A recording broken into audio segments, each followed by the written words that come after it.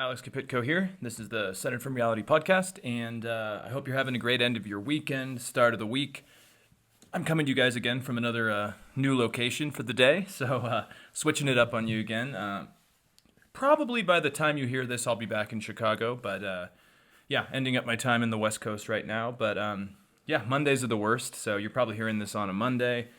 But, you just have to find a way to treat yourself, right? I remember when I moved to Madrid, during the first year I lived in the city, kind of in the more downtown part, and there was a place called fucking Mondays. And it was, just this kind of touristy club where all the expats went. And it was, it was definitely overrated.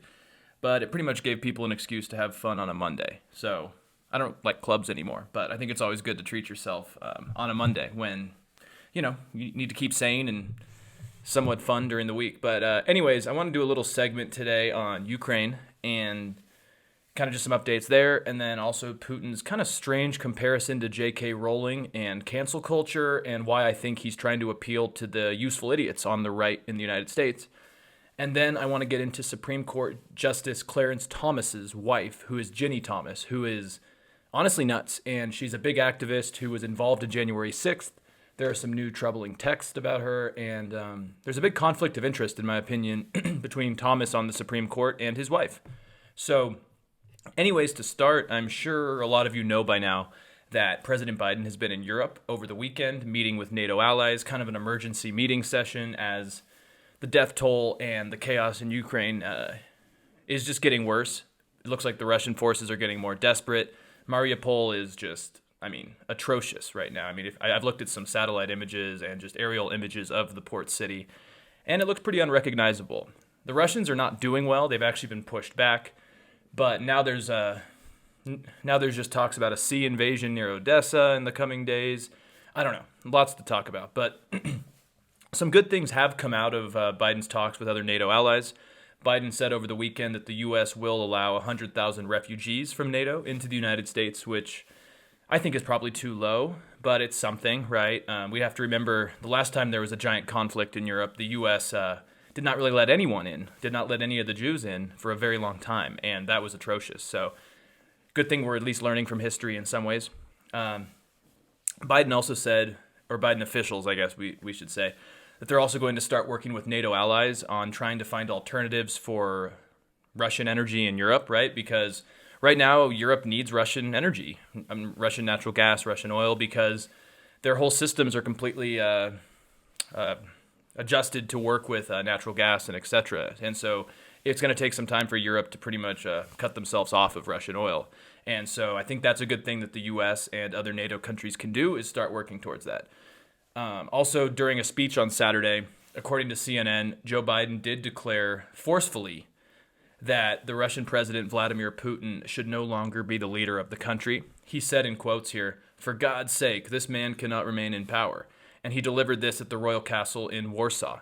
And I don't know how I feel about this. This is interesting because it is the closest he has gotten to call for something close to a regime change, right? Saying Putin should no longer be the leader of Russia. Of course, the Kremlin has responded, saying in quotes here, "This is not to be decided by Mr. Biden. It should only be a choice of the people of the Russian Federation," which is problematic as well. But now I have kind of two thoughts here, I guess. The U.S. has tried regime change throughout our history. It usually doesn't go well. And I do not think we should even be playing with those thoughts. I don't think that's what Biden was. I don't think Biden was saying we're going to, send in the CIA to orchestrate a coup or try to overthrow Putin or anything like that. I don't think that's what he's talking about.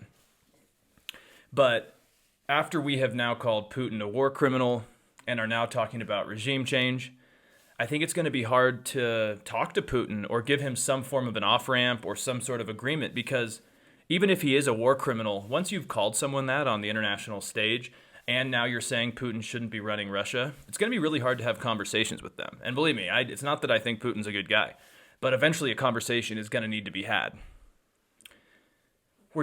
I guess we're just making him more of a pariah, isolating him even further. And as we know through history, that usually when you get isolated and paranoid, good things don't happen. So I do still have concerns about that. Now, at the same time, it is ironic that the Russian Federation, is saying that the people should choose the leader, not the United States, because I bet most of the Russian people, especially those that are on social media or were on social media and that are younger, do want regime change. Putin has been enforcing this system without fair elections, without free press, locking up dissidents, trying to kill political dissidents. So, of course, this is hypocritical, right? It's not an open society where the people get to choose. Now, all of this, though, to put it into context, does come as I'm reading an interesting piece, well, I read it yesterday, that discussed how Russian officials have announced that the first phase of the invasion of Ukraine has been completed. But I don't know if completed is really... Well, I guess it kind of works because they don't say it's been successful. They just said it's been completed or finished. And the article talked about how the Russian forces have been stalled and halted in their push towards Kyiv. They haven't been able to take any of the major cities. They've been able to destroy major cities, but they haven't been able to actually take any. So apparently phase 1 has been completed or stalled or whatever, however you want to say that. And this is kind of troubling to me because what will the next stage be, right? Putin is more isolated than ever. His troops are getting humiliated. They've lost. I've seen numbers of deaths between about 7,000 and about 20,000. Probably 7,000 to 10,000 would make sense. And then if you add in all the injuries, those captured, destruction of military equipment, the numbers are just insane. So what is the next stage? And as I said earlier, Putin is more isolated than ever. His troops are getting humiliated. And now the West is using rhetoric like war criminals and regime change, all of which I don't disagree with. But yeah, it's complicated. And we need to be really careful here because if Putin were to use a tactical bomb, which I've discussed ad nauseum here, it could really send a message if we don't do anything as well to other regimes like the one in Ethiopia that is waging a war against the Tigrayan people in the northeastern Tigrayan region, or the military junta in Myanmar, or China with Taiwan, right? There's other places in the world that are probably watching this, not just China, but the more militant, despotic regimes around the world. And my worry is that if Putin keeps getting desperate and they were to use some form of chemical weapons or a tactical nuclear bomb or some sort of ballistic missiles, and we don't really respond in strength, it's going to give other regimes the idea that maybe there isn't nuclear deterrence anymore. And that's something that does worry me. And of course, this is not good in anyways because we don't want a tit-for-tat type of attack like this. But things are getting tricky here, and I was not happy when I read that Russia says the first phase has been completed and that they've been stalled, because I think that just means we could be seeing worse things coming. And there's so many moving pieces here that I think this next month is going to be really telling. Moving on though.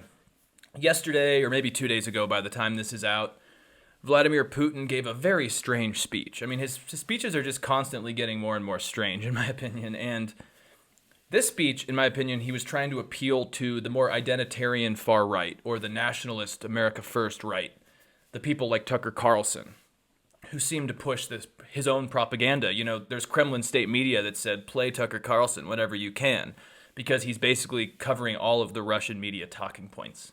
And that's a whole other conversation to be had. But let me explain further here. So Putin gave a speech in which he basically criticized cancel culture in the West. And this time he used J.K. Rowling as an example. For those who need a refresher, Harry Potter, author, creator, created the whole universe, billionaire, quite famous. But she has some fairly controversial views on gender, trans rights, etc. And she has kind of, I don't want to say become a pariah, but let's just say she's fallen out of favor. Maybe a decade ago, everyone loved her, and over the last couple of years, not so much.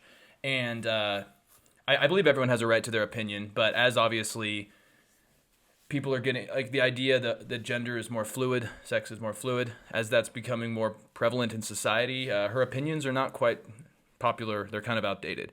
And so basically Putin brought her up. He basically said that the West had canceled J.K. Rowling because she didn't satisfy the changing demands of gender rights in the West. And according to The Independent from yesterday, in quotes here, the Russian president claimed the West was trying to cancel Russian culture, including the works of great composers such as Sergei Rachmaninoff, end quotes. And during the speech, The Independent also mentions that Putin said they canceled Rowling recently, the children's author. Her books are published all over the world, just because she didn't satisfy the demands of gender rights. He also went on to liken cancel culture to Nazis burning books in the 1930s.